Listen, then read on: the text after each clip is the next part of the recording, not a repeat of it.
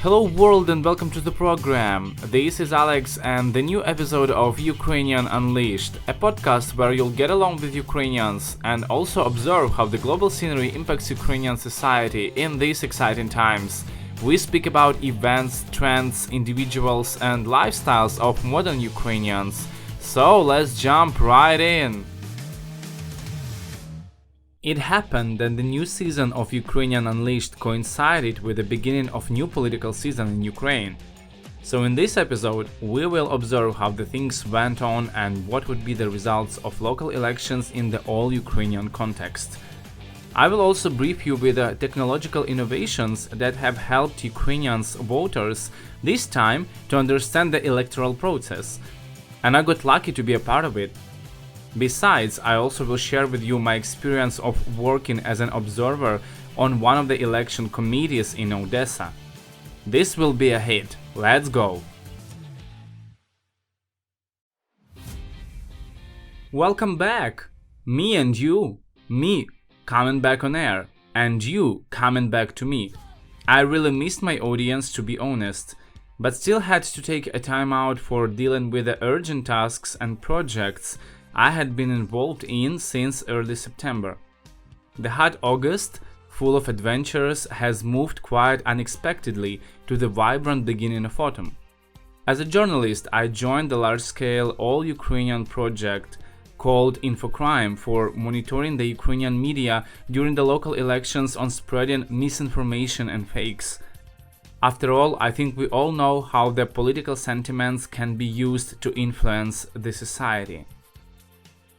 So our team from Odesa was busy monitoring the media in the Odesa region, and trust me, we have detected a lot of violations of journalistic standards and also cases of false information widespread. This became possible with the support of the British foundation Thomson Reuters in partnership with the Institute of Mass Information in Ukraine.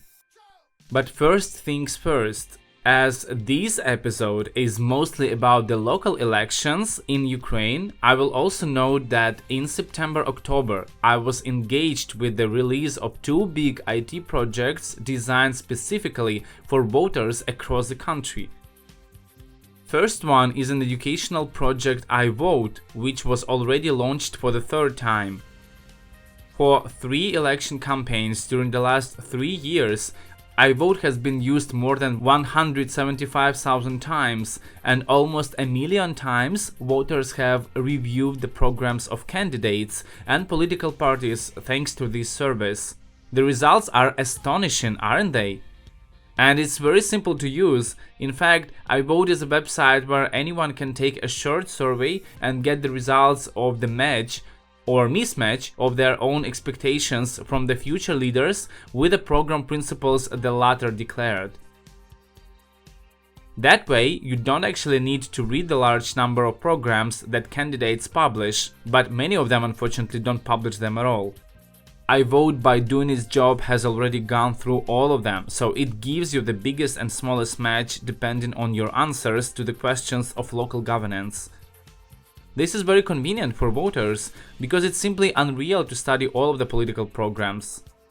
I will also quickly tell you about another high-profile election project which was presented in October this year.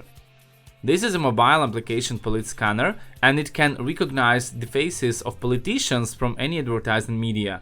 After scanning the image, you get all the necessary information about politicians in a very consolidated and convenient way, which makes the application extremely useful for just checking of who is hanging in front of you on a billboard and understand the entire political background of a particular person running.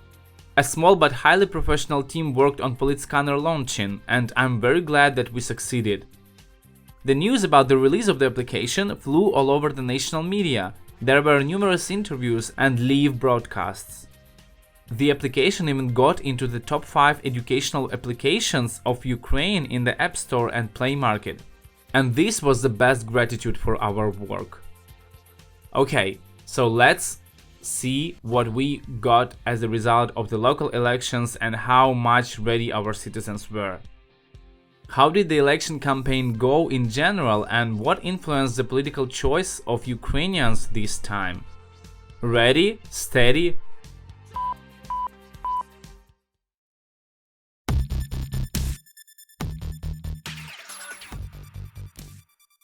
So, the election campaign in Ukraine started in mid-summer when it was already clear that quarantine norms unfortunately were not observed and it was possible to conduct direct and indirect agitation. So here in Odesa, the first billboards from various political parties began to appear. The media space was filling with political statements and publications marked as dishonest. These are publications that only praise a certain candidate or party and conceal any negative aspect of their activities. And it is very often used in media by all our political representatives. The above-mentioned Infocrime project allowed us to weekly monitor the 10 most powerful online media in the Odesa region, 4 TV channels, and even posts on social networks of the 6 most popular candidates for the post of Odesa mayor. And what did we see there?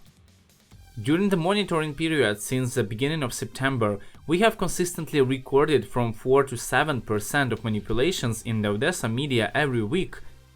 In most cases, manipulations and fakes were concerning politics and elections, of course.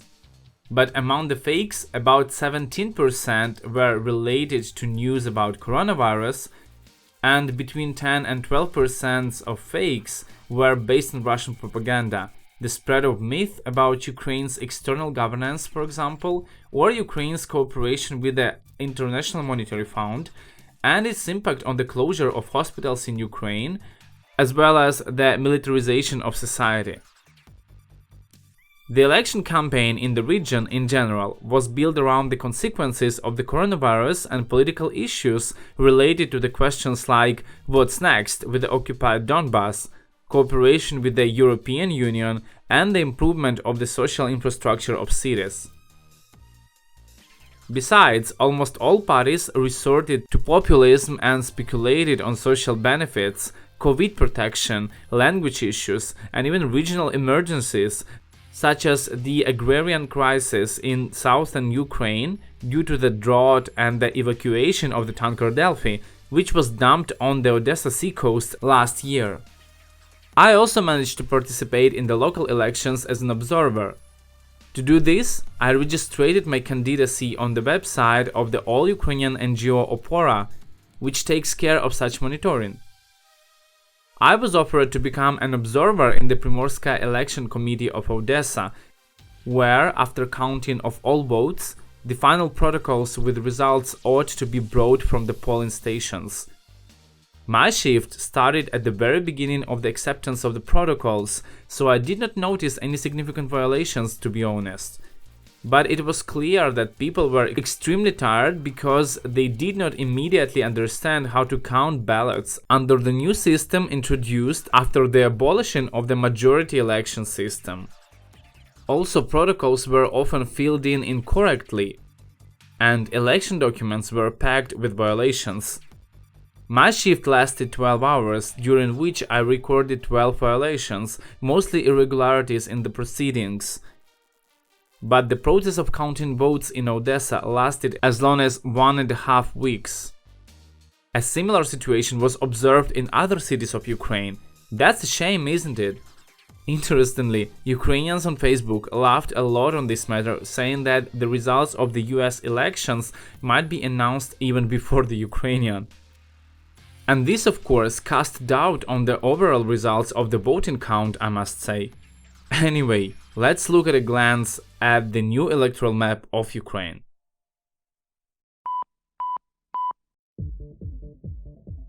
BBC Ukraine summarized all available information as of November the 3rd and created a map of preliminary election results. Therefore, until the official results of the voting were fully announced, the results of several exit polls, parallel counting of votes, and the data collected manually on the electoral committees allowed to make preliminary conclusions about the composition of future regional councils. So, without further ado, the leadership in the vast majority of regions of Ukraine was taken by the all-Ukrainian parties like Servant of the People, OPZZ, and European Solidarity. Each of them won 4 regions.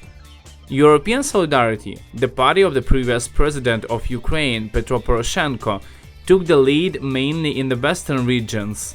OPZZ, the pro-Russian party in the south, traditional revenge in the eastern regions hasn't been achieved, and I will show you why.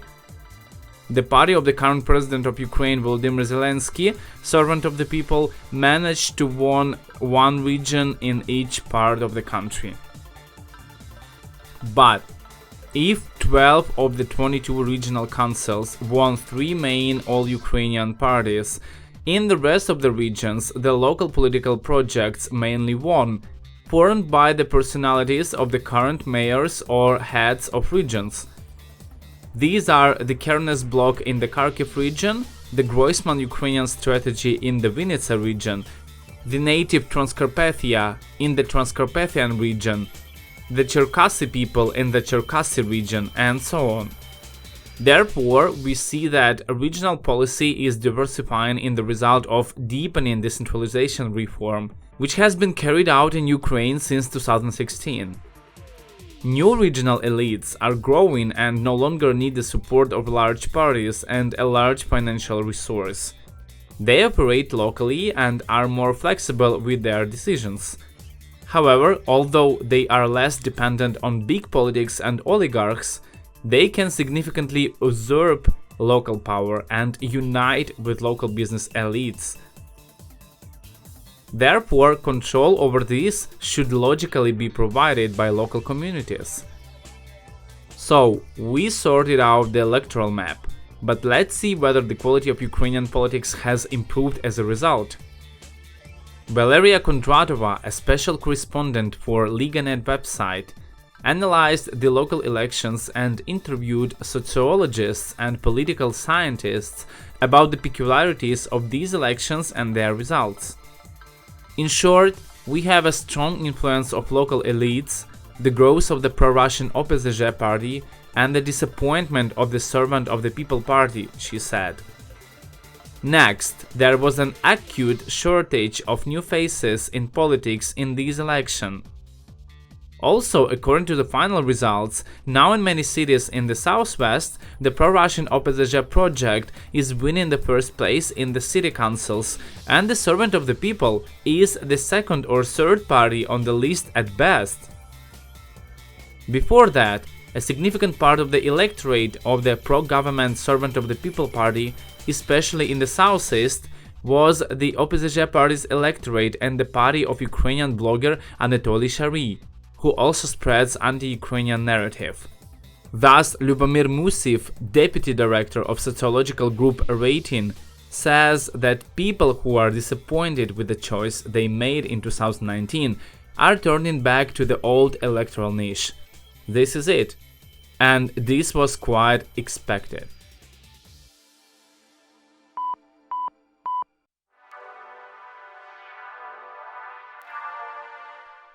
The above-mentioned fact deserves a separate discussion. Some experts see as a result the revenge of pro-Russian forces in the southern and eastern regions of Ukraine, where the OPZZ won first or second place.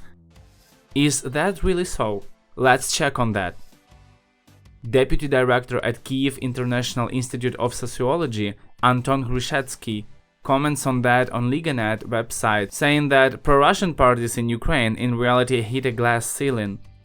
In fact, in this election, the OPZZ found itself even further from decision-making than it was in 2015, ceding power in large cities mostly to mayors' political projects. It seems like the current results of the OPZZ, third place on the national scale, behind the servant of the people and European solidarity, are the limit for the pro-Russian narrative in Ukraine. Locally, only 13% of seats in city councils were won by them, and in smaller communities, less than 12%. Let's not forget that after decentralization kicked in, a lot of money were brought to the regions, and those candidates who have fought for local councils had already understood what was at stake. They were very active in campaigning, competing fiercely, even at the level of small communities. But some voters still do not understand why it is important to come to the polls and choose those who will rule their communities. And this is a big problem of Ukrainian politics, I must say. to make it clear to local communities that the decision making is shifting to the local level, where the president and the Verkhovna Rada can do little to help. Therefore, overall turnout in these local elections beat a lowest national record, 37%. Only 37% of people showed up for voting. Regardless their apathy, a lot of voters also were not interested in going to the polls because of the lack of intrigue, as many community leaders now have such high ratings that even if a second round was needed, the results would still be preset. And in my opinion, this is such a lame excuse for not voting. What do you think? The maximum turnout in Ukraine this time has been seen in Ternopil, where 45% of people came to vote, and Lviv regions with 44%. The lowest turnout was recorded in the Donetsk region, only 32%, Mykolaiv also 32%, as well as Kharkiv and Kherson also with 32% of overall turnout. In Kiev there were only 34.4% of voters who participated in these elections.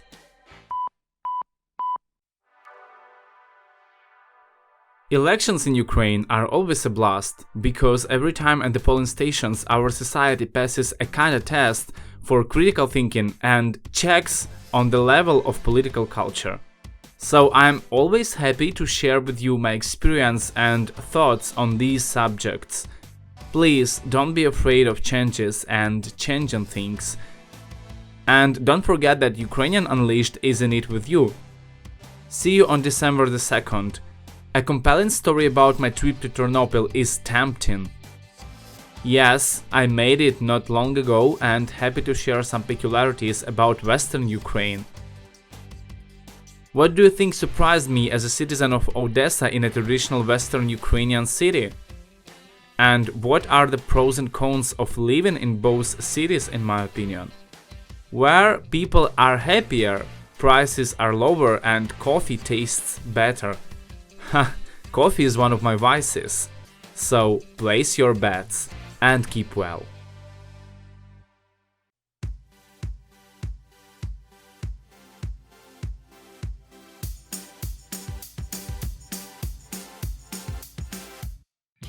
This was a new episode of Ukrainian Unleashed podcast. Thanks for being here with me. I also would love to thank Purple Planet for lovely musical compositions used in this episode. We did our best to extend our presence all over the web, so you may find us everywhere wherever you get your podcasts. And of course, check our pages in social media with fresh updates. Facebook, Twitter, Instagram accounts are waiting for you. And finally, a small notice for our Ukrainian listeners. Starting from now, we will be posting a Ukrainian version of all upcoming episodes in our official podcast channel. Both recordings will appear simultaneously, so stay tuned if you like to be updated in the Ukrainian language about the hottest issues we discuss here. Or maybe you'll even choose to listen to both versions. It's up to you. The more options we have, the closer we get. See you very soon, guys.